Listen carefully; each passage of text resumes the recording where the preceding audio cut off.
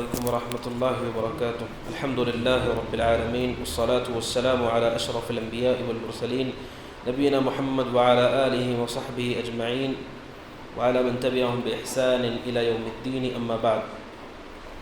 محترم بھائیوں، نبی کریم صلی اللہ علیہ وسلم کی سیرت کے حوالے سے گفتگو جاری ہے۔ آج نبی کریم صلی اللہ علیہ وسلم کی سیرت کا وہ پہلو ہم آپ کے سامنے ذکر کریں گے جو پہلو کہ آپ کی نوجوانی سے متعلق ہے۔ نبی کریم صلی اللہ علیہ وسلم کے بچپن سے متعلق گفتگو گزر چکی۔ نبی کریم صلی اللہ علیہ وسلم جب جوان ہوئے تو آپ کی کیا مصروفیت تھی اور آپ کیا کام کرتے تھے؟ جیسا کہ آپ جانتے ہیں کہ نبی کریم صلی اللہ علیہ وسلم اپنے چچا ابو طالب کے گھر میں رہتے تھے، اس لیے کہ آپ کے والد وفات پا چکے تھے، آپ کے دادا کی وفات ہو چکی تھی، آپ کی والدہ وفات پا چکی تھیں، چنانچہ نبی کریم صلی اللہ علیہ وسلم اپنے چچا کے گھر رہتے تھے۔ آپ کی کیا مصروفیت تھی؟ تو ابتدائی مرحلے میں جوانی کے نبی کریم صلی اللہ علیہ وسلم بکریاں چرایا کرتے تھے۔ نبی کریم صلی اللہ علیہ وسلم نے اس کا ذکر بخاری کے اندر حدیث ہے، ابو ہریرہ رضی اللہ عنہ کہتے ہیں نبی کریم صلی اللہ علیہ وسلم نے فرمایا کہ کوئی ایسا نبی نہیں گزرا ہے جس نے بکریاں نہ چرائی ہوں، اللہ کے ہر نبی نے بکریاں چرائی ہیں۔ تو جو سامنے صحابی بیٹھے تھے انہوں نے آپ سے پوچھا وَأَنْتَ، اے اللہ کے رسول کیا آپ نے بھی بکریاں چرائی ہیں؟ آپ نے کہا كُنْتُ أَرْعَاهَا عَلَى قَرَارِيطَ لِأَهْلِ مَكَّةَ، آپ نے کہا کہ میں بھی مکے والوں کے پاس کچھ پیسے لے کر کے ان کی بکریاں چرایا کرتا تھا۔ یہ آپ کے جوانی کی ابتدائی مرحلہ ہے، چونکہ آپ کے سامنے یہ بات گزر چکی کہ نبی کریم صلی اللہ علیہ وسلم بہت ہی غیور اور حساس تھے۔ جن کے گھر میں آپ پل رہے تھے آپ نہیں چاہتے تھے کہ ان پہ بوجھ بنے، بلکہ آپ اپنی ذمہ داری کو اور ساتھ ہی ساتھ گھر والوں کی مدد بھی کرنا چاہتے تھے۔ چنانچہ نبی کریم صلی اللہ علیہ وسلم نے مکے والوں سے ان کی بکریاں لی اور کچھ پیسوں کی عوض آپ نے بکریاں چرائی ہیں۔ صرف اللہ کے نبی نے نہیں، سارے انبیاء نے بکریاں چرائی ہیں۔ حضرت موسیٰ علیہ السلام کے بارے میں پورے وضاحت کے ساتھ قرآن مجید میں موجود ہے کہ جب وہ مصر سے مدین چلے گئے، مدین جا کر موسیٰ علیہ السلام نے وہاں بکریاں چرائی ہیں۔ سوال یہ کہ بکریاں چرانے کی کیا حکمت ہے؟ انبیاء نے کیوں بکریاں چرائی ہیں؟ یا اللہ کے رسول نے کیوں بکریاں چرائی ہیں؟ آج بکری چرانا کوئی بہت بڑا پیشے کا کام نہیں سمجھا جاتا۔ چرواہے جو ہوتے ہیں دیہاتی وہ بکریاں چراتے ہیں۔ انبیاء نے کیوں بکریاں چرائیں اور ہمارے نبی نے کیوں بکریاں چرائیں؟ اہل علم نے کہا کہ اس کے پیچھے بہت سارے مقاصد ہیں۔ ان میں سے پہلا مقصد یہ ہے کہ بکریاں جو کمزور جانور مانی جاتی ہیں اور وہ گھبرانے والے جانور مانے جاتے ہیں، بکریاں جب ریوڑ ہوتا ہے تو جو چرواہا ہوتا ہے، چرواہے کی ذمہ داری ہوتی ہے کہ ان ساری بکریوں کا بیک وقت خیال رکھے۔ ان میں سے بعض بکریاں سرکش ہوتی ہیں، بعض ان میں سے بیمار ہوتی ہیں، لہٰذا چرواہے پہ لازم ہوتا ہے کہ وہ صبر کرے اور ساری بکریوں کا ایک ساتھ حق ادا کرے، انہیں چرانے کے لیے لے جائے، انہیں پنگھٹ پر پانی پلانے کے لیے لے کر آئے اور پھر شام میں واپس انہیں لے کر جائے۔ چرواہے کی ذمہ داری ہوتی ہے کہ وہ بکریوں کی ہر حالت پہ صبر کرے۔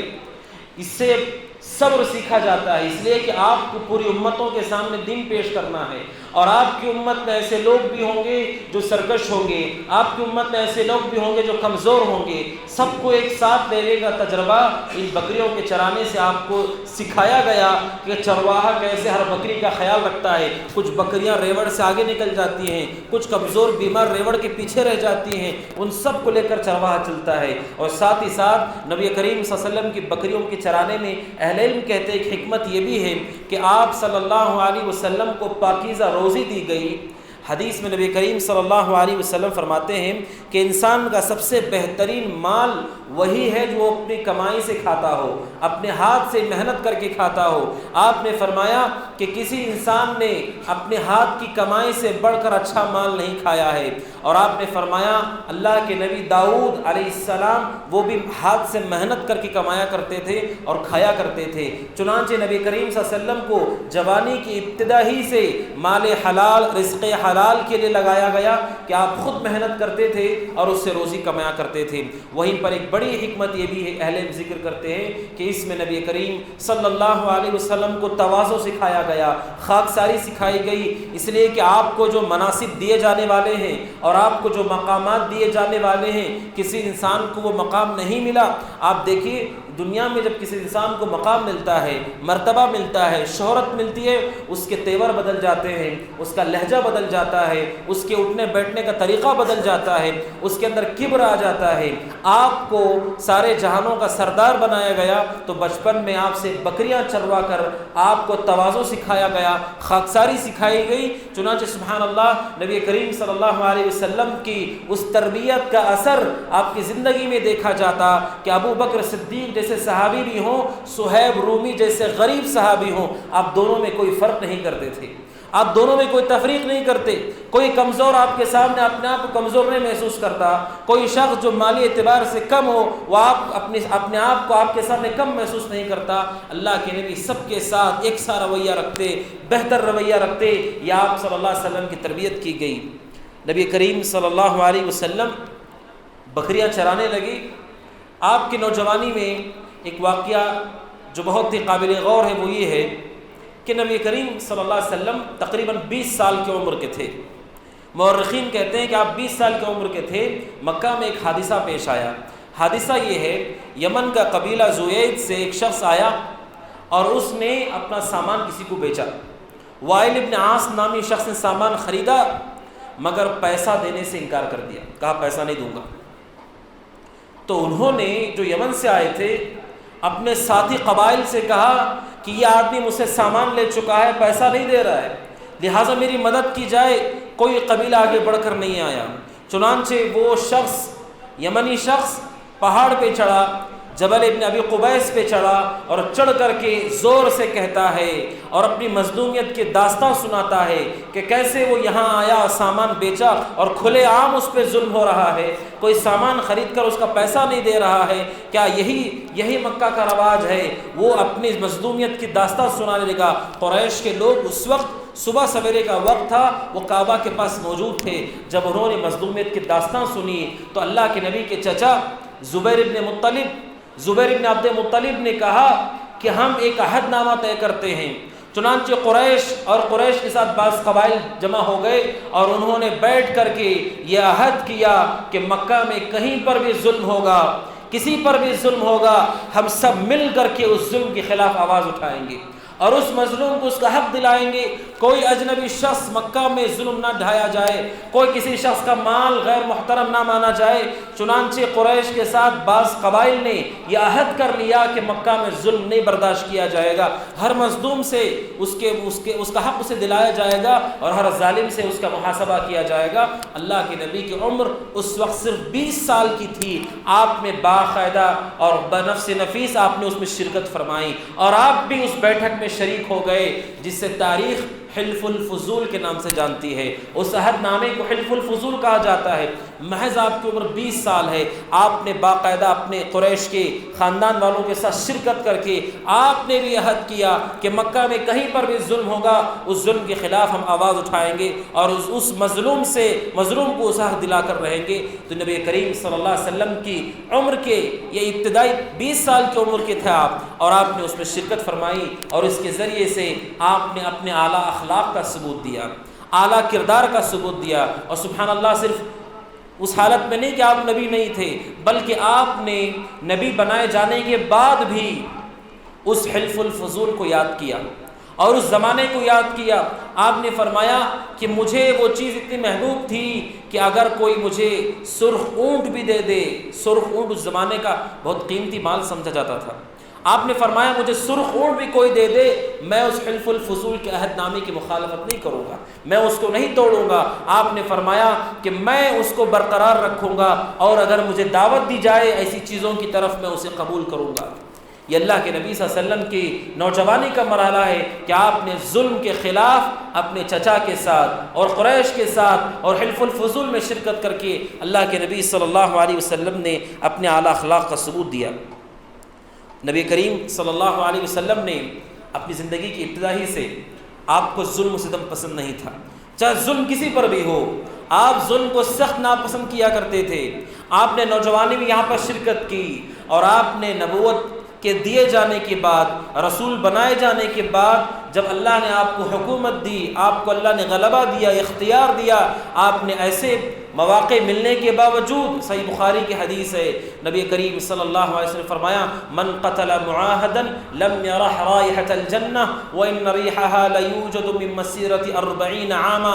آپ نے فرمایا اگر کوئی مسلمان، کوئی موحد، میری امت کا شخص، میری امت کا کوئی شخص کسی کافر کو جو ہمارے ساتھ امن کے ساتھ رہتا ہو، ہمارے ساتھ معاہدے کے ساتھ رہتا ہو، کوئی موحد اگر کسی کافر کو مار دے گا، قتل کر دے گا، اللہ تعالیٰ اسے جنت کی خوشبو بھی نہیں سونگنے دے گا، اللہ تعالیٰ اسے جنت کی خوشبو بھی نہیں سونگنے دے گا۔ اور آپ نے فرمایا کہ جنت کی خوشبو 40 سال کی دوری پر بھی رہو جنت سے تو سونگھی جا سکتی ہے، اتنی خوشبودار جنت ہے۔ مگر اگر کوئی موحد کسی کافر کو مار دیتا ہے، ظلم کر کے قتل کر دیتا ہے، آپ نے فرمایا جنت تو جانا دور کی بات ہے، اللہ اسے خوشبو بھی نہیں سونگنے دے گا۔ یہ آپ کا عدل ہے، اور آپ صلی اللہ علیہ وسلم کے ظلم کے خلاف ناپسندیدگی ہے، آپ نے کبھی ظلم کو برداشت نہیں کیا، آپ نے ہمیشہ عدل کیا۔ آپ کی جوانی اور نبوت کے ملنے کے بعد اپنے اس کو جاری رکھا۔ نبی کریم صلی اللہ علیہ وسلم 25 سال کی عمر کو پہنچے تو اس وقت اللہ کے نبی صلی اللہ علیہ وسلم کا نکاح ہوا خدیجہ بنت خویلد نامی خاتون سے۔ خدیجہ بنت خویلد یہ قریش کی بہت ہی عمدہ نسل کی خاتون تھیں، اور بہت ہی مالدار خاتون تھیں، اور وہ تجارت میں بہت معروف تھیں۔ وہ اپنا مال لوگوں کو دیا کرتی تھی کہ وہ اس میں تجارت کریں اور کمائی کریں، اور ان کو ان کی اجرت دی جاتی تھی۔ خدیجہ رضی اللہ تعالیٰ عنہ، خدیجہ بنت خویلد مکہ کی نام اور خاتون تھی، اور صرف مال میں نہیں، ان کی پاکیزگی میں، ان کی طہارت اور اخلاق میں تاریخ کہتی ہے کہ خدیجہ کو جاہلیت میں کفار الطاہرہ العفیفہ کہتے تھے۔ وہ عورت جس کے دامن پہ کبھی داغ نہیں لگا، وہ عورت جس کے دامن میں کوئی داغ نہیں لگا، جس کا دامن پاک ہے، گندگیوں اور آلودگیوں سے پاک ہے، عفیفہ اور طاہرہ جیسے قیمتی خطابوں سے آپ کو نوازا گیا تھا۔ اللہ کے نبی صلی اللہ علیہ وسلم کو جب علم ہوا کہ خدیجہ رضی اللہ عنہ آپ سے نکاح کرنا چاہتی ہیں، آپ نے فوراً موافقت کر دی، آپ نے اسے قبول کر لیا۔ جبکہ خدیجہ بیوہ خاتون تھی، پہلے ان کے نکاح ہو چکے تھے، اور پہلے شوہر سے ان کو 4 بچے تھے، پہلے 2 نکاح ہو چکے تھے، 4 بچے ان کے تھے، بیوہ خاتون تھی۔ چاروں کے چاروں بعد میں اسلام میں داخل ہو گئے۔ ایک لڑکی کا نام ہند تھا، ایک لڑکے کا نام ہند تھا، ایک کا نام حالہ تھا، ایک کا نام طاہر تھا۔ یہ چاروں بچے خدیجہ کے ہیں جو بعد میں مسلمان ہو گئے۔ بیوہ خاتون جن کے بچے ہیں، لیکن اس کے باوجود اللہ کے نبی نے خدیجہ رضی اللہ عنہ کی پیشکش کو قبول کر لیا، اور محض آپ کی عمر 25 سال کی تھی، اور حضرت خدیجہ آپ سے عمر میں بڑی تھی۔ جو شادی شدہ شادی ہوئی اور بیوہ ہو گئی تھی، ان کے بچے بھی تھے، مگر آپ نے قبول کیا۔ کیونکہ حضرت خدیجہ رضی اللہ عنہ مکہ جیسا شہر جہاں پر عزت و آبرو محفوظ نہیں، جہاں پر لڑکیوں کو دفنایا جاتا ہے، جہاں زناکاری عام ہے، اس زمانے میں ایک عورت ایسی رہتی ہے جس کے بارے میں خود وہاں کے لوگ کہتے ہیں کہ پاک دامن ہے، تو سوچے کیسا کردار خدیجہ کا رہا ہوگا رضی اللہ عنہ۔ آپ نے فوراً موافقت کر لی، چنانچہ نبی کریم صلی اللہ علیہ وسلم کا نکاح حضرت خدیجہ سے ہو گیا صلی اللہ علیہ وسلم۔ اور جب آپ کا نکاح ہو گیا تو اس کے ذریعے سے اللہ تبارک و تعالیٰ نے اپنی اس بات کو، جو بات قرآن مجید میں اللہ تبارک و تعالیٰ نے فرمائی کہ ہم نے آپ سے پہلے جو رسول بھیجے ہیں، جعلنا لهم ازواج و ذریہ، کہ ہم نے ان نبیوں کو بیویاں بھی دی تھی، اولاد بھی دی تھی۔ اسلام میں رہبانیت نہیں ہے، اسلام میں رہبانیت کا تصور نہیں ہے کہ انسان بیوی بچوں سے دور دنیا سے باہر جینے کی کوشش کرے، لوگوں کے درمیان نہ جیے۔ اسلام میں اس کا تصور نہیں ہے۔ اسلام کہتا ہے لوگوں کے درمیان رہ کر جینا چاہیے، لوگوں کے درمیان، سماج کے درمیان رہ کر دین پہ چلنا چاہیے۔ چنانچہ نبی کریم صلی اللہ علیہ وسلم کا نکاح ہوا حضرت خدیجہ سے رضی اللہ عنہا، اور اس کی بنیاد اخلاق اور کردار تھا، اور یہی تعلیم نبی کریم صلی اللہ علیہ وسلم کی بھی ہے۔ آپ نے فرمایا کہ نکاح کی بنیاد دینداری کو رکھو، اگر دینداری کو بنیاد نہیں رکھو گے تکن فتنۃ فی الارض وفساد کبیر، زمین میں فتنے ہوں گے اور بہت بڑا فساد مچے گا۔ یہ آپ کی ایک تعلیم ہے، اس تعلیم کی مخالفت کی وجہ سے آج آپ سماج دیکھیے کس طرح سماج ٹوٹتا جا رہا ہے، خاندان منتشر ہوتے جا رہے ہیں، دوریاں بڑھتی جا رہی ہیں۔ سبب کیا ہے کہ بیوی شوہر کا رشتہ چل نہیں رہا ہے، کیونکہ بنیاد دینداری نہیں تھی، بنیاد مال اور دولت ہے، بنیاد حسب اور نسب ہے۔ آپ نے فرمایا کہ جس معاشرے میں جہاں پر لوگ دینداری نہیں دیکھیں گے، مال دیکھیں گے، آپ نے فرمایا دینداری کو چھوڑ کر کسی اور سبب نکاح ہوگا تو پھر معاشرے میں فساد ہوگا، بگاڑ ہوگا، فتنے ہوں گے، جھگڑے ہوں گے، لڑائیاں ہوں گی۔ آپ نے اپنے کردار سے ثابت کیا کہ نکاح کرو تو دینداری کی بنیاد پر کرو۔ ہاں کوئی دیندار ہونے کے ساتھ ساتھ اچھے خاندان والا ہے الحمدللہ، کوئی دیندار ہونے کے ساتھ ساتھ خوبصورت بھی ہے الحمدللہ، کوئی دیندار ہونے کے ساتھ ساتھ اونچے شرف والا ہے الحمدللہ، لیکن بنیاد دین ہونا چاہیے، بنیاد دین ہونا چاہیے۔ لوگ سمجھتے ہیں کہ ہم نکاح کے ذریعے سے دولت کمائیں گے، نکاح دولت کمانے کا ذریعہ نہیں ہے، دولت کمانے کا طریقہ نہیں۔ اسلام کہتا ہے دولت چاہیے تجارت کرو۔ یہ نکاح اور رشتے لین دین یہ دولت کے لیے اللہ نے نہیں رکھا ہے، یہ اللہ تبارک و تعالیٰ نے ساتھ میں جینے کے لیے، دین پر عمل کرنے کے لیے رکھا ہے۔ جب دولت کو بنیاد بنائیں گے اور جن کے ساتھ نکاح ہو ان کے اخلاق اچھے نہ ہوں، کردار اچھا نہ ہو اور کیریکٹر اچھا نہ ہو تو پھر انسان کس کس مشاکل سے گزرتا ہے یہ اللہ تبارک و تعالیٰ بہتر جانتا ہے۔ تو میرے بھائیوں، نبی کریم صلی اللہ علیہ وسلم کا نکاح، آپ اس وقت 25 سال کی عمر کے تھے جب آپ کا نکاح ہوا۔ نکاح ہونے کے بعد اللہ تبارک و تعالیٰ نے آپ کو اولاد دی، آپ کو اولاد دی۔ آپ کے اولاد کی تعداد کل 7 ہے، آپ کے کل 7 بچے تھے، ان میں سے 6 بچے حضرت خدیجہ سے ہوئے رضی اللہ عنہا، ان میں سے 2 بیٹے ہیں اور 4 بیٹیاں ہیں۔ پہلے بچے کا نام قاسم تھا، جس کی وجہ سے آپ کی کنیت ابو القاسم ہے۔ اسلام میں ایک تصور ہے کہ نام کے ساتھ ساتھ کنیت بھی ہوتی ہے، کنیت بھی ہوتی ہے کہ جو بیٹا ہوتا ہے اس بیٹے کی طرف نسبت کی جاتی ہے، بڑے بیٹے کی طرف، اور نام رکھا جاتا، کنیت رکھی جاتی ہے۔ آپ کے بیٹے کا نام قاسم تھا، آپ کی کنیت ابو القاسم تھی۔ اس وجہ سے حدیثوں میں آپ بسا اوقات دیکھیں گے صحابی کہتے ہیں جو ایسا کام کرے اس نے ابو القاسم کے نافرمانی کر دی۔ کون ہے ابو القاسم؟ یہ اللہ کے نبی ہیں، آپ کی کنیت ہے صلی اللہ علیہ وسلم۔ تو آپ کو اللہ تبارک و تعالیٰ 2 بیٹے دیے، قاسم اور ایک بیٹے کا نام عبداللہ تھا، عبداللہ ایک بیٹے کا نام تھا، اور آپ کو 4 بیٹیاں دیں۔ ان میں سے بڑی بیٹی کا نام زینب تھا، زینب، اور دوسری بیٹی رقیہ، تیسری بیٹی ام کلثوم اور چوتھی بیٹی فاطمہ ہیں رضی اللہ عنہن اجمعین۔ یہ 4 بیٹی اللہ کے نبی کی ہیں۔ اللہ نے آپ کو بیٹے بھی دی اور بیٹیاں بھی دیں، لیکن اللہ کا فیصلہ ایسا ہوا کہ آپ کے 2 بیٹے چھوٹے ہی تھے اور وفات پا گئے، چھوٹے ہی تھے آپ کے بیٹے اور وفات پا گئے۔ انہوں نے جوانی کا مرحلہ نہیں دیکھا، جلدی ہی ان کی وفات ہو گئی، کم عمری میں ان کی وفات ہو گئی، قاسم کی وفات ہو گئی اور عبداللہ کی بھی وفات ہو گئی۔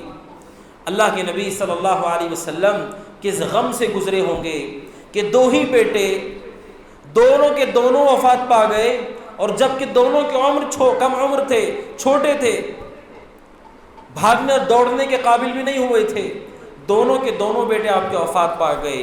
اللہ تبارک و تعالی حکیم ہے، اس کا ہر فیصلے میں حکمت ہوتی ہے۔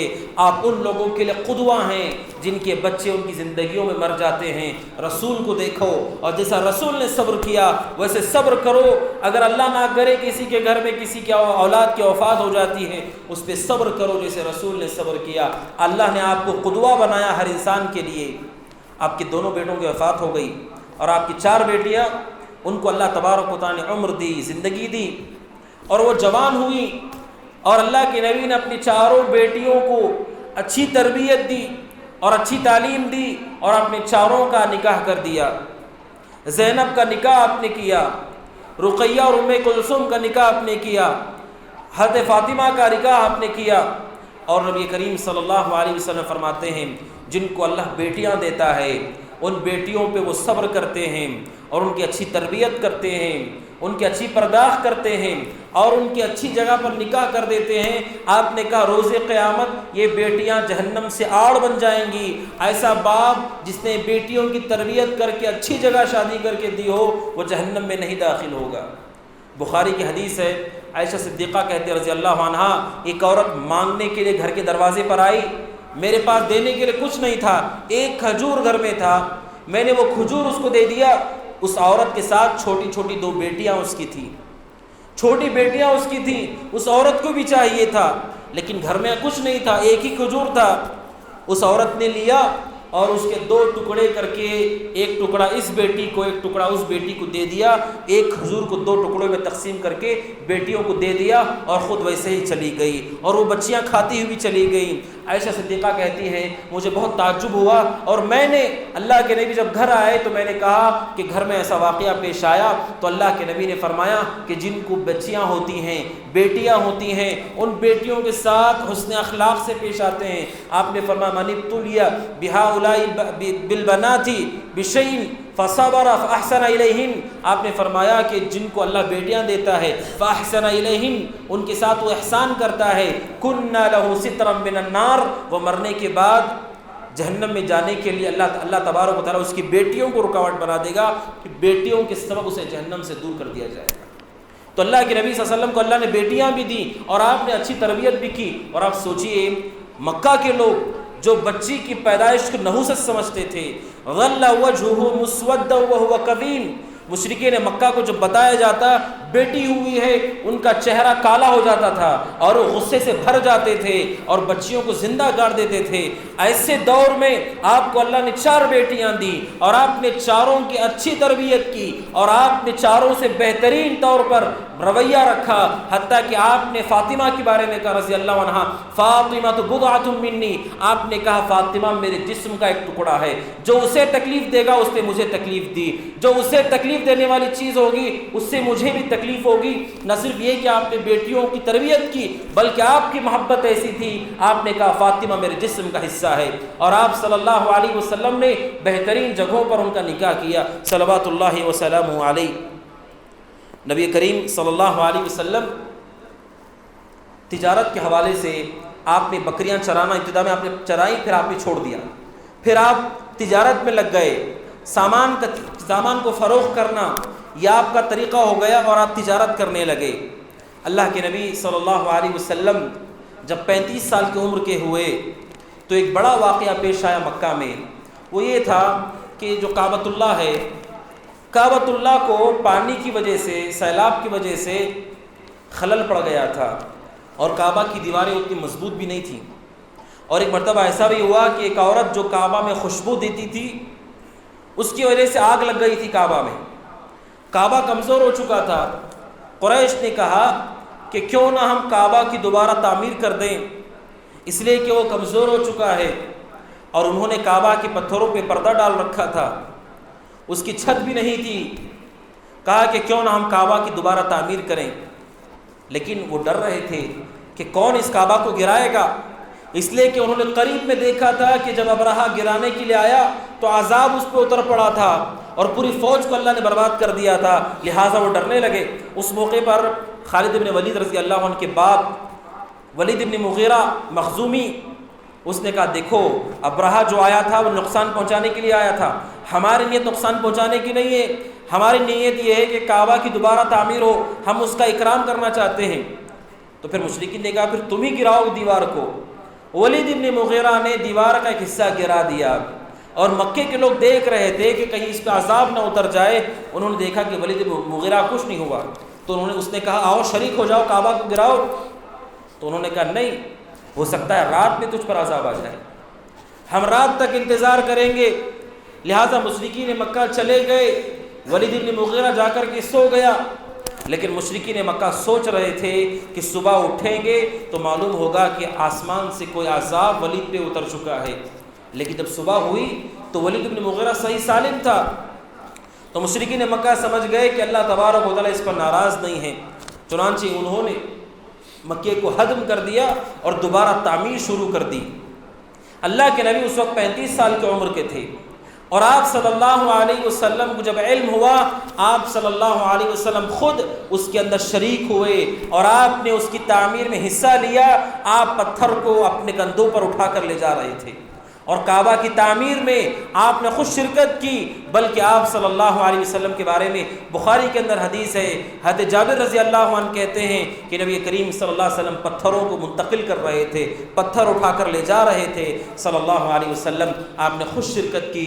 آپ ذرا غور کریں نبی کریم صلی اللہ علیہ وسلم کا کردار مشرکین مکہ کے یہاں پر کیسا تھا کہ اللہ کے نبی صلی اللہ علیہ وسلم اپنی قوم کے مسائل میں جہاں حق کی بات ہوتی آپ ان کے ساتھ شریک رہتے تھے۔ ایک بہت بڑا پیغام ہے، وہ لوگ جو اپنے مسائل چھوڑ کر دوسرے مسائل پہ سوچتے ہیں، ہندوستان میں رہتے ہیں، ان کو فکر عراق اور شام اور سعودی عرب کی ہوتی ہے، وہاں کے جنگی اور سیاسی حالات کی ہوتی ہے۔ ہمارا ان سے کیا تعلق، ہم اس حوالے سے کیا کر سکتے ہیں سوائے دعاؤں کے؟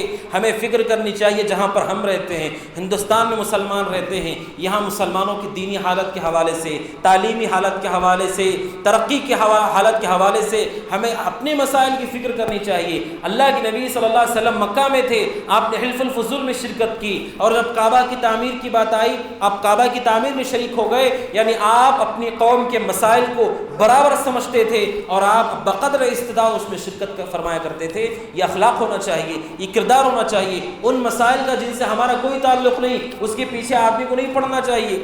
ہم جہاں پر رہتے ہیں، یہاں پر جن مسائل سے ہمیں گزرنا ہے، مواجہہ کرنا ہے، اس کی تیاری کرنی چاہیے، اس کی فکر کرنی چاہیے۔ بقیہ جہاں بھی خراب حالات ہوں مسلمانوں کے حوالے سے ہمیں دعا کرنا چاہیے، لیکن اپنے مسائل کی اصلاح کے حوالے سے ہمیں اپنی فکر کرنی چاہیے۔ نبی کریم صلی اللہ علیہ وسلم نے شرکت فرمائی، لیکن مسئلہ یہ ہوا جب کعبہ تعمیر ہو گیا، وہاں پر مشرکین مکہ نے غلطی کر دی۔ غلطی یہ کی انہوں نے کہ ان کا جو مال تھا انہوں نے طے کیا کہ ہم کعبہ کی تعمیر میں حرام مال نہیں ڈالیں گے، حرام مال نہیں ڈالیں گے۔ ان کو یہ معلوم تھا حلال مال اور حرام مال فرق معلوم تھا۔ انہوں نے کہا یہ اللہ کا گھر ہے، یہ کعبہ ہے، اس کی تعمیر میں حرام مال نہیں ڈال سکتے۔ چنانچہ انہوں نے جو پیسہ ڈالا تھا پیسہ کم پڑ گیا، پیسہ کم پڑ گیا۔ حضرت ابراہیم علیہ السلام نے کعبہ کو جیسے تعمیر کیا تھا اتنا دیواریں کھڑی کرنے کے پیسے ان کے پاس نہیں تھے، چنانچہ انہوں نے ایک حصہ چھوڑ دیا اور چھوڑ کر کے اسے پہلے ہی دیواریں کھڑی کر دیں، اور جو حصہ چھوڑ دیا تھا ان کو پتھروں سے گھیر دیا، اور اس کو آج حتیم کہا جاتا ہے۔ جنہوں نے کعبہ کو دیکھا ہوگا، کعبہ کے سامنے ایک دیوار ایسی بنی ہوئی ہے، ایک دیوار ایسی بنی ہوئی ہے، جو معتمرین ہیں، حجاج ہیں، اس میں جاتے ہیں، اندر جاتے ہیں، دعائیں کرتے ہیں، وہ بھی اصل میں کعبہ کا ہی حصہ تھا، لیکن چونکہ ان کی کمائی کم پڑ گئی انہوں نے اتنا حصہ چھوڑ کر کے اس سے پہلے ہی دیواریں کھڑی کر دیں اور کعبہ کو مکمل کر دیا۔ نبی کریم صلی اللہ علیہ وسلم جب مکہ فتح کیا آپ نے خواہش ظاہر کی، آپ نے عائشہ صدیقہ سے اس بات کا اظہار کیا۔ آپ نے فرمایا عائشہ میں سوچتا ہوں کہ میں اس کعبہ کو گرا دوں، گرا کر جیسے ابراہیم نے بنایا تھا میں ویسے بناؤں، اس لیے کہ انہوں نے ایک حصہ چھوڑ دیا ہے کعبہ کا۔ میں چاہتا ہوں کعبہ کو دوبارہ تعمیر کروں اور اس کے دروازے نیچے رکھ دوں، نیچے کی جانب دروازے ہوں تاکہ ہر کوئی آسانی سے جا سکے۔ لیکن آپ نے فرمایا لولا ان قومک حدیث عہد بکفر، آپ نے فرمایا کہ تمہاری قوم کے لوگ ابھی اسلام میں آئے ہیں، کفر چھوڑ کر ابھی اسلام میں آئے ہیں، اگر میں کعبہ گرانے جاؤں گا یہ لوگ سوچیں گے کہ کیسا نبی ہے اللہ کے گھر کو گرا رہا ہے۔ آپ نے ان کا لحاظ کرتے ہوئے، آپ نے ان کے ایمان کی فکر کرتے ہوئے کہ کہیں ان کے اندر شک نہ آ جائے، آپ نے اپنے ارادے کو چھوڑ دیا۔ آپ نے کہا خواہش تو ہے میری لیکن میں ایسا نہیں کروں گا کیونکہ یہ لوگ نئے نئے اسلام میں آئے ہیں، کہیں وہ بدظن نہ ہو جائے۔ تو اللہ کے نبی صلی اللہ علیہ وسلم نے لوگوں کی فکر کی، لوگوں کا لحاظ رکھا۔ نبی کریم صلی اللہ علیہ وسلم نے کعبہ کی تعمیر میں حصہ لیا، لیکن جب حجر اسود کی بات آئی، حجر اسود جنت کا ایک پتھر ہے جو کعبہ پہ نصب ہے، جو آدمی اسے چومتا ہے وہ قیامت کی اس کے لیے نفع بخش بنے گا۔ حجر اسود کی جب بات آئی کہ کون اس کو لگائے گا کعبہ میں تو اختلاف ہو گیا، اختلاف اتنا شدید ہوا کہ 4 سے 5 دن ہو گئے لیکن یہ طے نہیں ہو پایا کہ کون حجر اسود کو کعبہ میں لگائے گا، حتیٰ کہ تلواریں نکلنے والی تھیں۔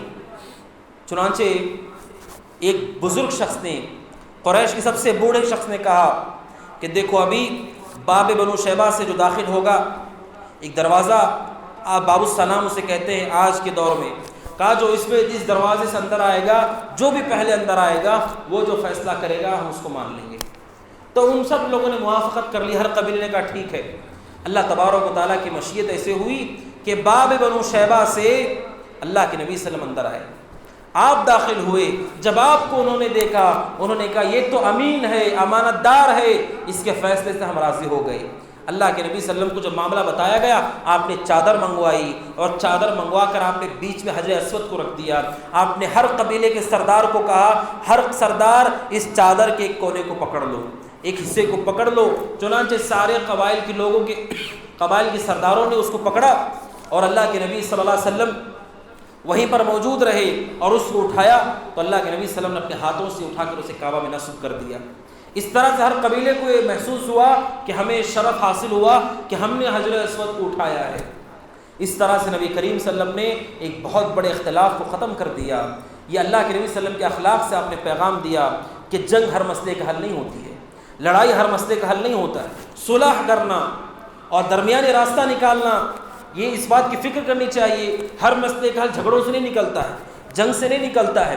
اللہ کے نبی صلی اللہ علیہ وسلم نے وہاں پر اپنے عمل سے پیغام دیا کہ ہر مسئلے کے لیے تلوار نہ نکالو، ہر مسئلے کے لیے جنگ نہ کرو۔ اللہ کے نبی صلی اللہ علیہ وسلم نے پورے امن کے ساتھ اس معاملے کو پورا کر دیا۔ تو اس طریقے سے حجر اسود کو وہاں پر نصب کر دیا گیا۔ نبی کریم صلی اللہ علیہ وسلم جب یہ معاملہ ہوا کعبہ کی تعمیر اور حجر اسود کا، اس وقت آپ کی عمر 35 سال کی ہو چکی تھی۔ اگلے درس میں آپ کے سامنے نبی کریم صلی اللہ علیہ وسلم کے ساتھ نبی بنائے جانے سے پہلے کیا معاملات پیش آتے تھے اور کیسے آپ پر وحی کی ابتدا ہوئی، اس کا ذکر آئے گا۔ اللہ تبارک و تعالیٰ سے دعا ہے کہ اللہ تبارک و تعالیٰ ہمیں نبی کریم صلی اللہ علیہ وسلم کے طریقے پر چلنے کی توفیق عطا فرمائے، آمین۔ وصلی اللہ وسلم علی نبینا محمد وعلی آلہ وصحبہ اجمعین۔ والسلام علیکم ورحمۃ اللہ وبرکاتہ۔